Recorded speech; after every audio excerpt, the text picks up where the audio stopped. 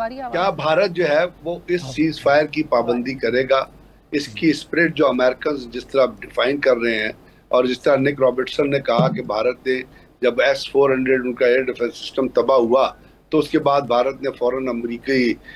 जो इंतजामिया उससे राब्ता किया, तो क्या वो इस सीज फायर की पाबंदी करेगा? तो मैं आपको उसके जवाब में ये कहना चाहूँगा कि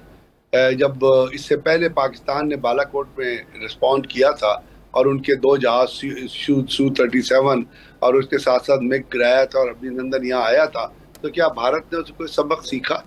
भारत वो मुल्क नहीं है जो सबक सीखे, और भारत वो मुल्क नहीं है जो वादों की पासदारी करे, क्योंकि वहां पे ऊपर टॉप पे जो गैंग ऑफ 4 बैठा हुआ है ना, जिसमें नरेंद्र मोदी है, अमित शाह है, अजीत कुमार डोभाल है, वो मोहन भगवत है, जो पाकिस्तान के बारे में हर किस्म के मुगलजात जो है वो बकते हैं, और उनके मोरालिटी का लेवल ये है कि आप देखिए बीजेपी के अंदर अगर आप एनालाइज करेंगी तो 58% जो MLAs हैं उनके खिलाफ या करप्शन के चार्जेस हैं, या अक़लियतों को मारने के चार्जेस हैं, या रेप के चार्जेस हैं, या अगवा के चार्जेस हैं। तो जिस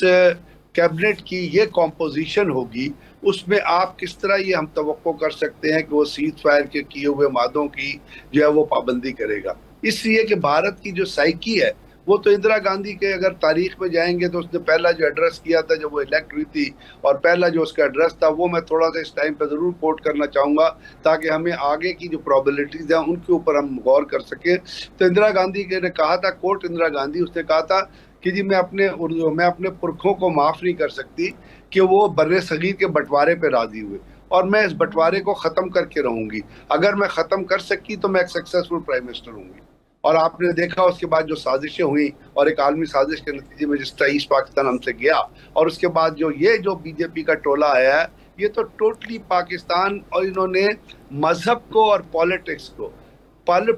को जब आप मजहब के अंदर डालेंगे और जब हम मजहब को बर्बाद करेंगे, तो इन्होंने अब इस टोले ने हिंदुत्व के बाद एक मुदीता का भी एक नया नैरेटिव निकाल लिया है जो मोदी के जहन से निकलता है, और उसको लेके अमित शाह। तो ये हिंदुत्व और मुदीता जो मिला है, उसके साथ आपने देखा इजराइल की कंट्रीब्यूशन, यहाँ पे आपने इजरायली ड्रोन देखे, और ज़ियोनिज्म को आप जानती हैं, ज़ियोनिस्ट लॉबी को आप जानती है, तो ज़ियोनिज्म भी दहशतगर्दी पे बिलीव करता है और हिंदुत्व मुदीता भी दहशतगर्दी पे बिलीव करता है। तो ये टेम्परेरी तो इसलिए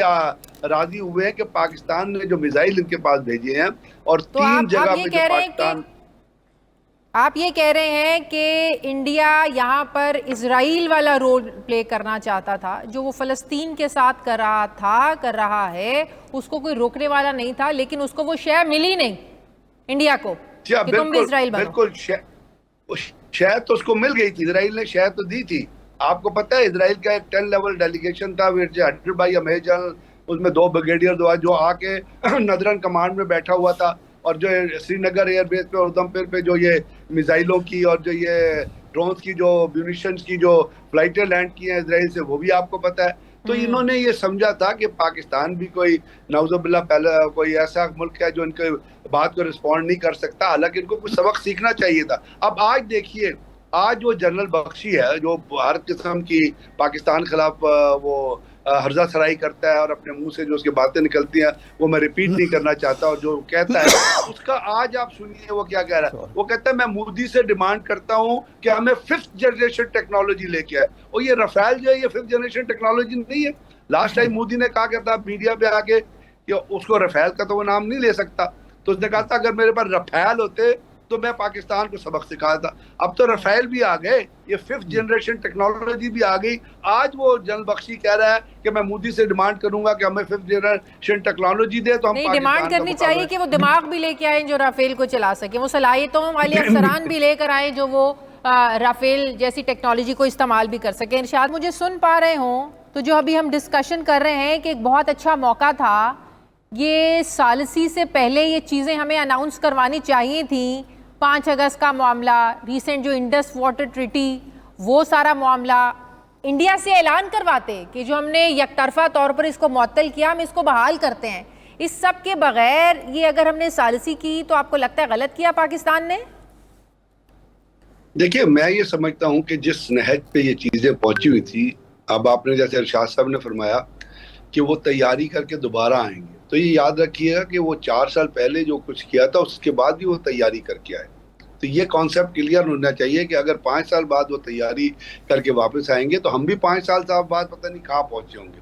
दूसरी चीज मैं क्लैरिफाई कर दूं आपके सुनने वालों के लिए कि जो F-35 की बात हो रही है, और उससे पहले भी आया था कि जी भारत को अमेरिका F-35 देगा, और अमेरिकन ने ऑफर भी किया था। F-35 प्योरली अमेरिकन एयरक्राफ्ट नहीं है, उसके अंदर यूके भी है, उसके अंदर जर्मनी भी है। और अगर आप F-35 की विश लिस्ट पे जाएं तो 2050 तक के ऑर्डर जो हैं वो F-35 के बुक हो चुके हैं, जो वो अभी तक वो ऑर्डर में से जो अमेरिकन का हिस्सा है, अभी तक वो कंपनी अमेरिकन एयरफोर्स को F-35 पूरे डिलीवर नहीं कर सकी है, यूके को डिलीवर नहीं कर सकी है। तो ये तो मुझे आउट ऑफ द कॉन्टेक्स्ट नजर आता है कि कोई अमेरिका उनको F-35 जो है वो उनके हवाले कर देगा, और अब तो बिल्कुल ही नहीं करेगा, क्योंकि अमेरिका कहेगा यार ये F-35 इनको दिए, ये फिर हमें बदनाम कर देंगे, क्योंकि